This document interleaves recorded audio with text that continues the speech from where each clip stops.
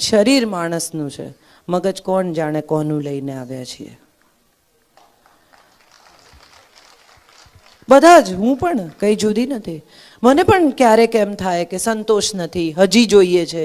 પછી તરત હું મારી જાતને પૂછું કે ખરેખર જોઈએ છે, ખરેખર વપરાશે? આ બધું કોણ અવેરશે? હું ઘણીવાર મારા કબાટો ખોલું ને તો મને બહુ વિચાર આવે કે હું મરી જઈશ અચાનક ફટાક કરતી તો મારો દીકરો આ બધી ચોપડીઓ કિલોના ભાવે વેચી કાઢશે. જે પુસ્તકની મારા માટે લાખો રૂપિયાની કિંમત છે એ પસ્તીમાં જશે. અને આપણે બધા ભેગું એવી રીતે કરતા હોઈએ છીએ કે ઉપર લઈ જઈશું. મારે તમને એક સરસ વાર્તા કહેવી છે ઉપર લઈ જવાની વાત સાથે. એક શેઠ હતા, કોઈ દિવસ કથામાં ન જાય, ન વાર્તામાં જાય, ન કોઈ બીજા સત્સંગમાં જાય. એમના પત્ની બહુ વિનંતી કરે, તું ચાલ ને, તું ચાલ ને, તું ચાલ ને, પણ એ કંઈ આવે બાવે નહીં. પછી પત્નીએ કહ્યું કે આપણા ગામમાં કથા છે, એક 10 મિનિટ 15 મિનિટ પણ ચાલો.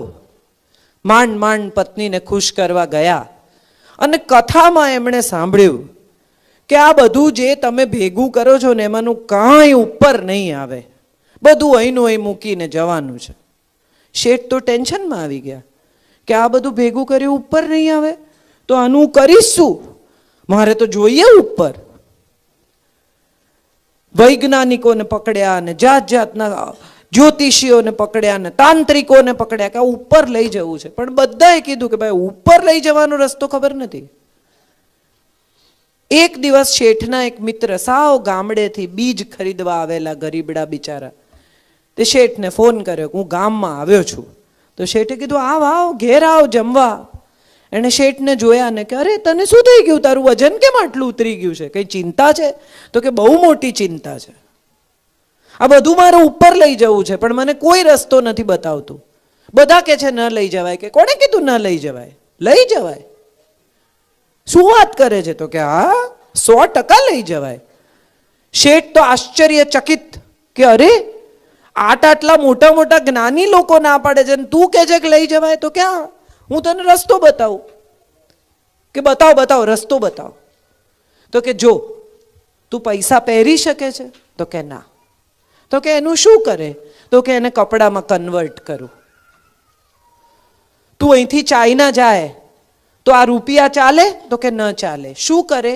તો કે ચાઇનીઝ કરન્સીમાં કન્વર્ટ કરવા પડે. તું યુરોપ જાય તો શું કરે? તો કે યુરોમાં કન્વર્ટ કરવા પડે. તું પૈસા ખાઈ શકે છે? તો કે ના. તો કે તો શું કરે? તો કે પૈસાને ભોજનમાં કન્વર્ટ કરવા પડે. પૈસા પર સૂઈ શકે છે? તો કે ના. શું કરે? કે પૈસાને ગાદલામાં કન્વર્ટ કરવા પડે. તો કે તારું ઉપર લઈ જવા છે ને? કે હા. કે ઉપર પણ એક જુદી કરન્સી ચાલે છે, એ કરન્સીનું નામ દાન છે. જો તું અહીંયા આપીશ ને તો એ કરન્સી તને ઉપર કન્વર્ટ થઈને મળશે. કોઈ વચન નથી. અહીંયા આપશો તો ભવિષ્યમાં મળશે, આકાશમાં મળશે, સ્વર્ગમાં મળશે.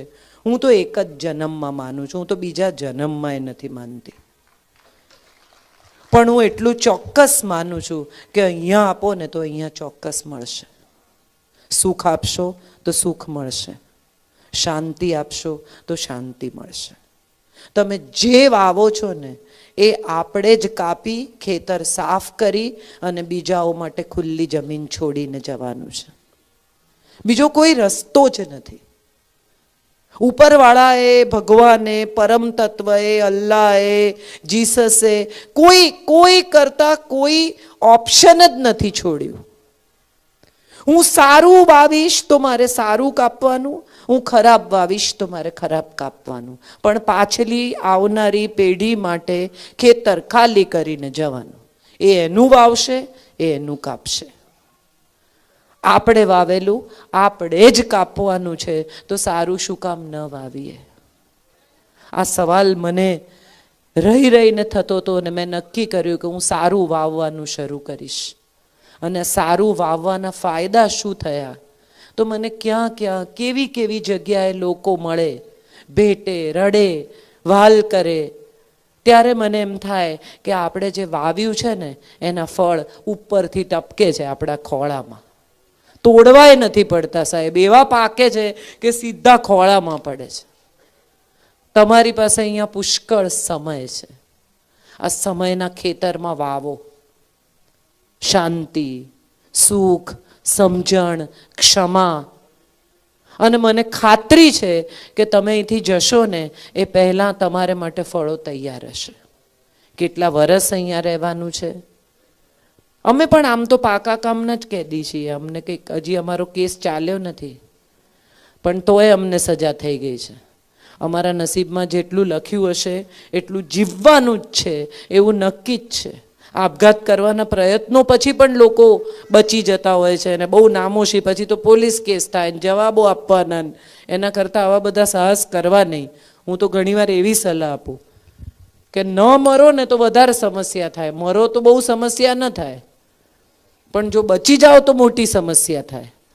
એટલે એના કરતાં આવા કોઈ સાહસ કર્યા વગર આપણને જે સજા કરવામાં આવી છે એ પાકા કામની સજા ખૂબ આનંદથી, ખૂબ સ્નેહથી, ખૂબ સ્વીકાર સાથે પૂરી કરવી.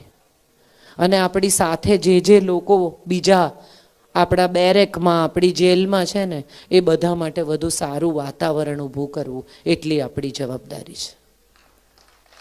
એથી વધુ કંઈ થઈ પણ શકતું નથી. ઘણીવાર ઘણા કે હું તો હવે કાંઈ કરતો નથી, પણ તારથી કાંઈ થાય એમ જ નથી ભાઈ. કાંઈ કરતો નથી, તું કરી શક કેમ નથી? આપણે ઘણા, મેં હવે કોઈને કહેવાનું જ બંધ કરી દીધું, તારું કોઈ સાંભળતું નથી એટલે તે કહેવાનું બંધ કર્યું છે. આપણે હારીને છોડીએ છીએ. મને એવું લાગે છે કે જીતીને છોડવામાં એક મજા છે. બધા સાંભળતા હોય ને ત્યારે જ કહેવાનું બંધ કરી દેવું.